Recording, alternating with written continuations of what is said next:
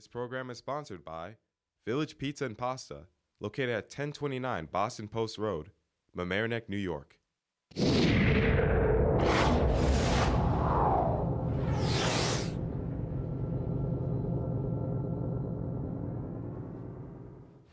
Tonight on The Local Live, the Mamaroneck community and school address recent threats and safety protocol. New York passes green light bill to allow driver's licenses for undocumented immigrants. Rhinebeck and Mamaroneck valedictorians head to prestigious universities. And the historic Skinny House is on the market.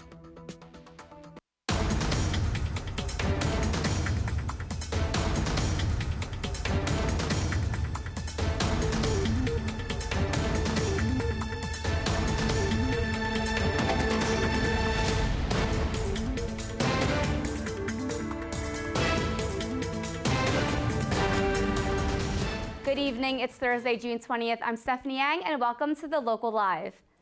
Following 3 unrelated threats to Homix Middle School last week, the Mamaroneck School Board addressed safety protocols and communication concerns from parents at its meeting on Tuesday night. The community spoke out about misinformation, rumors, poor communication, and the effects recent bullying has had in the district.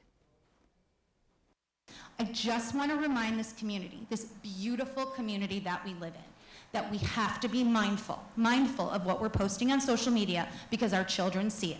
Our children see it and they read it and they then talk to their friends. We took a stand for Love Larchmont and we decided to not post anything because there were hundreds of rumors going around, and we decided, because we are not a news organization, we are going to step back and we're not going to say a word. We are here for the better of this community, and that's all we're here for. There is a problem in our community of unaddressed bullying. I'm happy to hear that some children were not impacted. My daughter is not at Homix, but I've been in communication with the child who was bullied, the mother of the child who was bullied and threatened. I was hoping she'd be here today, but unfortunately she's emotionally exhausted because her daughter was threatened again today outside McDonald's, and apparently the children, emboldened by getting away with one act of bullying, this time attempted to bully the police officers. So hearing that we have security, what will that do? It is time for this district to address bullying. As one door closes for the graduating class of 2019, another opens. We discuss academic plans with Raphael Zinger and Leah Rothman, Rhinebeck and Mamaroneck High School valedictorians. Honestly, it was kind of like a surreal thing when they told me, not so much even the title of doing it, but just having worked so hard throughout high school to finally have gotten what I was working for the whole time. Definitely a really intimate experience because it's such a small school. 130 kids is not a lot, so you really get to know your teachers on a personal level. You find teachers that really care about you and want to nurture your talents and skills, so you can be the best person you can be by the end of your experience in high school. Next year I'm going to be studying applied mathematics at Brown University, probably through an economic lens, maybe through computer science. I'm not 100% sure yet, but that's what I'm there to find out. But I've always liked math since I was a young child. I would just say throughout your high school experience, work hard, obviously work hard, but just kind of focus in on what you're passionate about and work on that throughout high school. When I found out I was a valedictorian, I was really excited because it feels like a really big honor just knowing how many other really smart and qualified students there are in my grade. At MHS, I've really appreciated just the amazing breadth of extracurriculars that they have. I've gotten to be in the video program for 4 years, which was a really amazing experience, and that shaped a lot of my time here. I'm going to Duke University. As of now, I'm undecided as to what I want to study, but I'm in the Arts and Sciences College. My advice for incoming high schoolers would be to, I guess, just try and keep perspective throughout high school, especially when, during the college process. Things can get very stressful, but just know that it will all work out in the end. Mamaroneck Village's Skinny House is on the market. The iconic 10-foot wide house was built by the African-American carpenter Nathan Seeley as he faced the hardships of the Great Depression.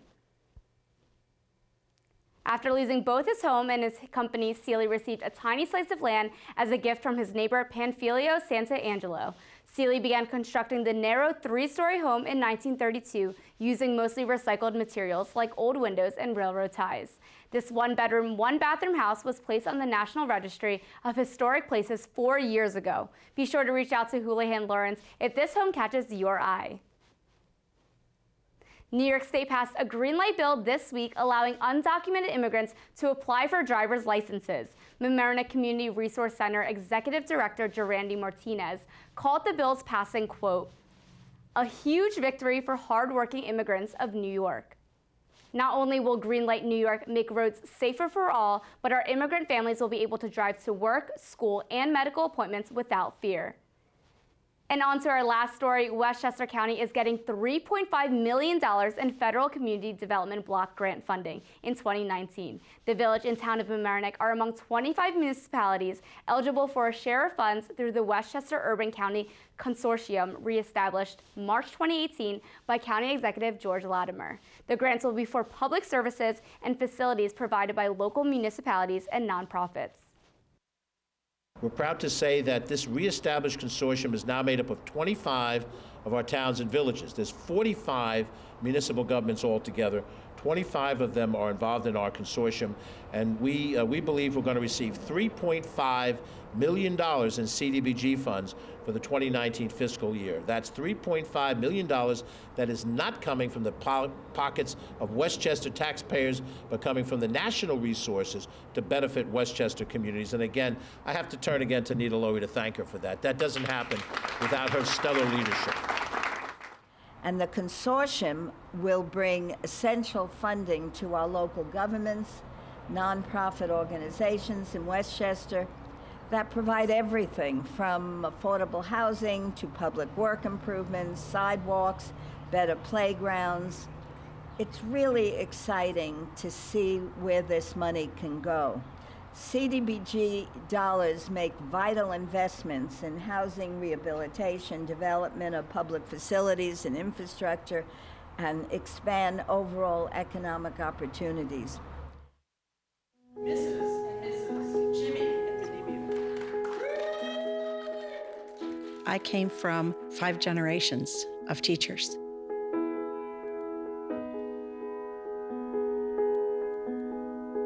Losing my job was the bottom falling out of my world.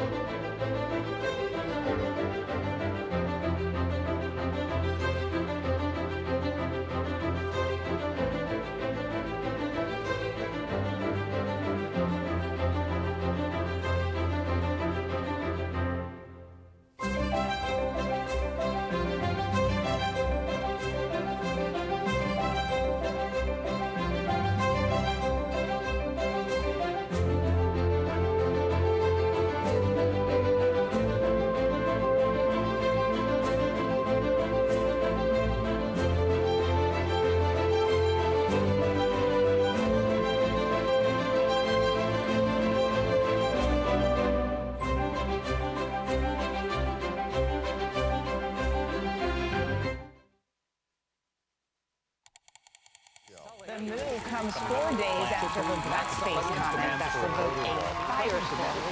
In an era of media consolidation and globalization, the PEG channels root our media in local communities, in local voices, and that is absolutely indispensable. A lot of people are able to get job training, information, just from using public access. This is about the arts. This is about accessibility. This is about transparency. Great youth media programs. Programs giving people second chances in being able to learn new skills.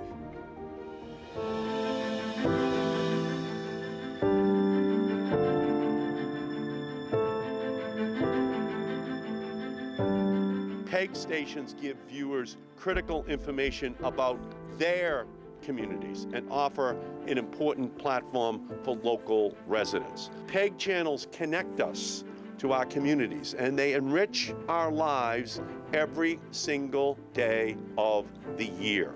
The FCC should work for communities, not powerful cable companies.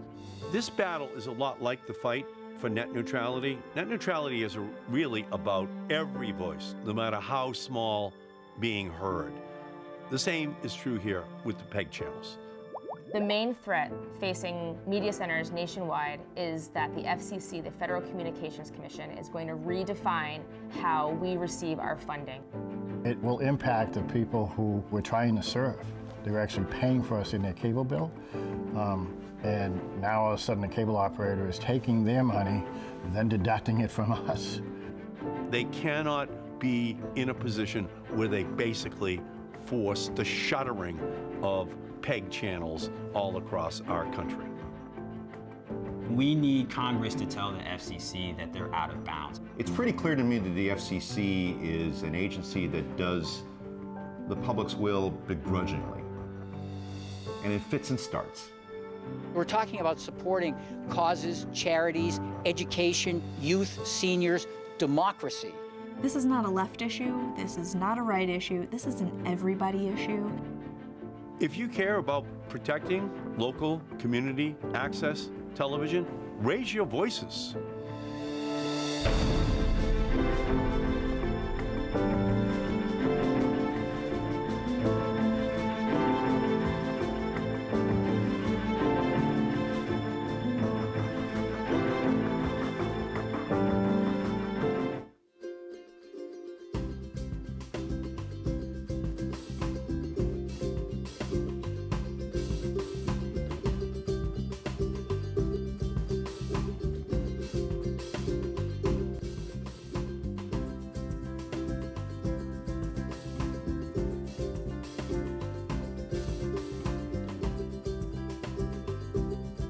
And here's what's happening around town. Tomorrow, Friday, June 21st, Freaky Friday is being shown at Memorial Park. The movie will start at 6 p.m. and admission is free. Make sure to bring your friends, family, blankets, and chairs and enjoy hot dogs from Anthony's Hot Dog Truck and free popcorn and parking. On Saturday, June 22nd, local physician and certified medical marijuana prescriber Dr. Lynn Paradnik will be discussing the benefits of legalized medical marijuana and how to transition to the medical path. The discussion will take place at 2 p.m. in the community room at the Mamaroneck Public Library and is open to all adults who are interested in the medical marijuana movement. Also, this Saturday at 6:30 p.m., Neighbors for Refugees is hosting their first annual Spring Gala. The fundraiser will take place at St. John's Church in Larchmont. The gala will include performances, a silent auction, and a traditional Afghan meal. All proceeds will go directly to the foundation's work in resettling local refugees. Here's another idea for your Saturday not too far out of town. Rye will be hosting a food truck festival at Rye Recreation Park on June 22nd. This free festival will take place from noon to 4 p.m. and has something for everyone in the family. Food trucks, drinks, a kids play zone, and live music. And Sunday, June 23rd marks the 35th annual African American Heritage Festival at the Conseco Dam.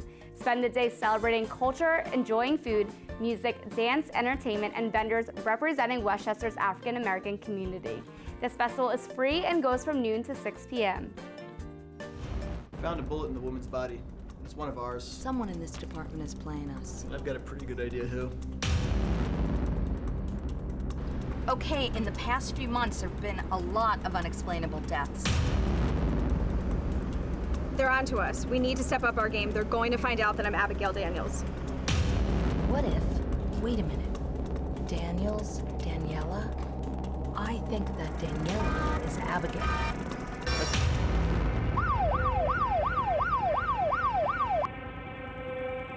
What are you doing here? I got the call also. It wouldn't be because you killed him.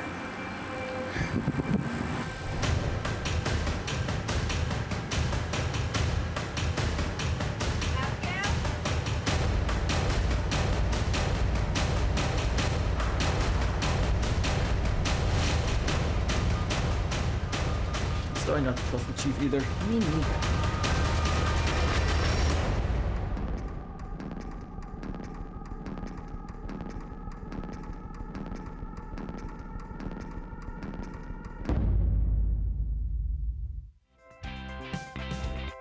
Zcast.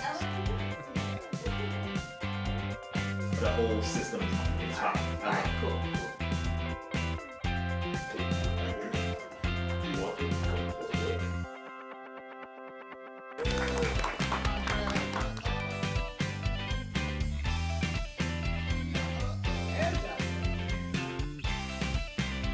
I definitely would recommend doing podcasts if you are someone that likes to get something off the chest, or you want to just talk about anything in the world that just might interest you.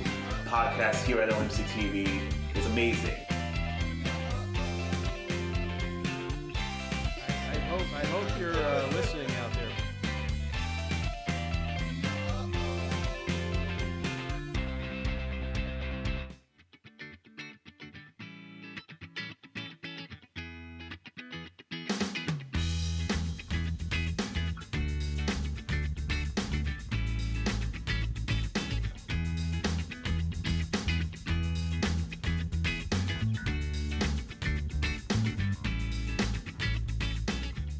Do you have a news tip?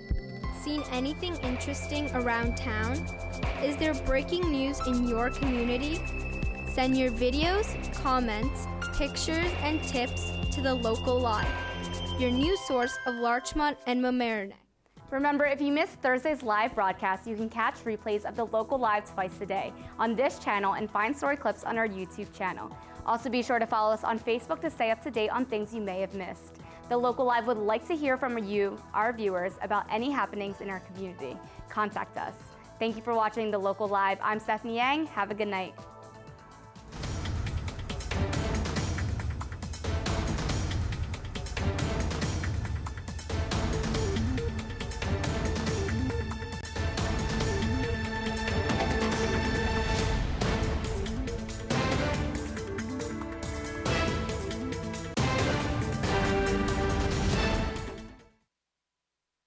This program is sponsored by Village Pizza and Pasta, located at 1029 Boston Post Road, Mamaroneck, New York. If you are interested in sponsoring this or other programs on LMC TV, contact us for more information.